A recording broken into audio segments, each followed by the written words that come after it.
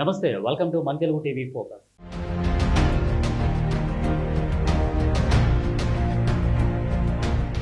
ధర్మస్థల గత కొన్ని రోజులుగా దేశవ్యాప్తంగా మారిమోగిపోతున్న పేరు ఇది. కర్ణాటకలోని అత్యంత పురాతనమైన మంజునాథ ఆలయం ఉండే ధర్మస్థల ప్రాంతం ఇప్పుడు పెద్ద వివాదానికి కేంద్ర బిందువుగా మారిన సంగతి తెలిసిందే.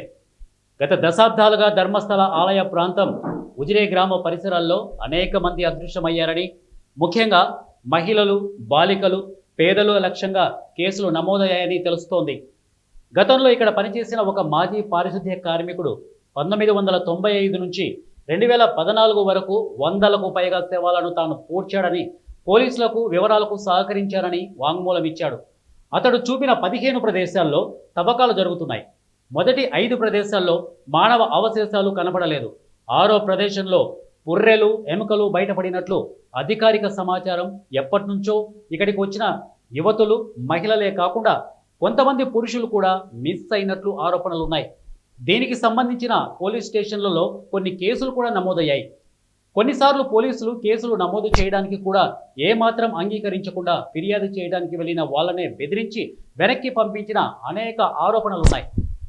ఇక ఇప్పుడు మరో సంచలన విషయం వెలుగులోకి వచ్చింది. అదేంటి అంటే, ధర్మస్థలిలో 15 సంవత్సరాలుగా నమోదైన అసహజ మరణాల రికార్డులు మాయమయ్యాయి.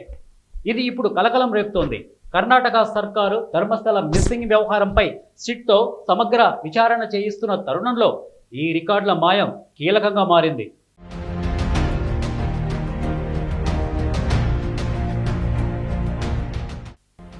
ఒకవైపు ధర్మస్థలిలో మహిళల మిస్సింగ్, అక్కడి మాజీ పారిశుద్ధ కార్మికుడు తానే అనేక మంది యువతుల మృతదేహాలను పూడ్చిపెట్టినట్లు ఇచ్చిన వాంగ్మూలంతో అక్కడి ప్రభుత్వం సిట్ విచారణకు ఆదేశించింది. సిట్ విచారణలో భాగంగా పారిశుద్ధ్య కార్మికుడు తెలిపిన 16 ప్రదేశాలలో తవ్వకాలు మొదలుపెట్టారు. అయితే ఇప్పటికే 2 ప్రదేశాల్లో 2 మహిళలు మృతదేహం, అలాగే పాన్ కార్డు దొరకడంతో మృతదేహాలను నిర్ధారణ కొరకు ఫోరెన్సిక్ పంపారు సిట్ అధికారులు. ఇటువంటి తరుణంలో పోలీసు అధికారులు గతంలో ఇక్కడ నమోదైన మిస్సింగ్ కేసుల రికార్డులు ధ్వంసం చేశామని తెలపడం సంచలనంగా మారింది. సమాచార హక్కు చట్టం కార్యకర్త ఒకరు ఈ రికార్డుల మాయం విషయాన్ని వెలుగులోకి తెచ్చారు. ఇక బెలతంగుడి పోలీసులు ఒక పద్ధతి ప్రకారం 2000-2015 సంవత్సరాల మధ్య చోటు చేసుకున్న అసహజ మరణాల రికార్డులను తొలగించినట్లు చెబుతున్నారు. ఇక్కడ కీలక విషయం ఏంటంటే, ఈ సమయంలో ఎక్కువ అనుమానాస్పద మరణాలు ఆ ప్రాంతంలో చోటు చేసుకున్నట్లు చెబుతున్నారు. ఇక ఆర్టీఐ కార్యకర్త జయంత్ సిట్కు ఇదే అంశంపై ఫిర్యాదు చేశారు. ఒక యువతి మృతదేహాన్ని అక్రమంగా పాతిపెట్టడం తాను చూశానని, అక్కడే అధికారులు కూడా ఉన్నారు అని ఆయన చెబుతున్నారు. ఇప్పుడు అక్కడ మృతదేహాన్ని వెలికి తీయాల్సి ఉంది.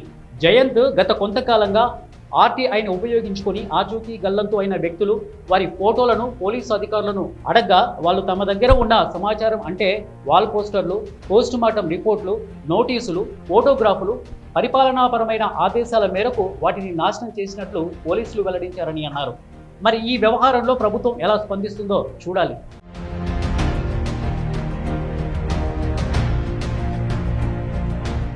ఇది వాటి మన తెలుగు టీవీ ఫోకస్. మరో ఫోకస్తో మీ ముందుంటాను. అండ్ దెన్ కీప్ వాచింగ్ మన తెలుగు టీవీ న్యూస్.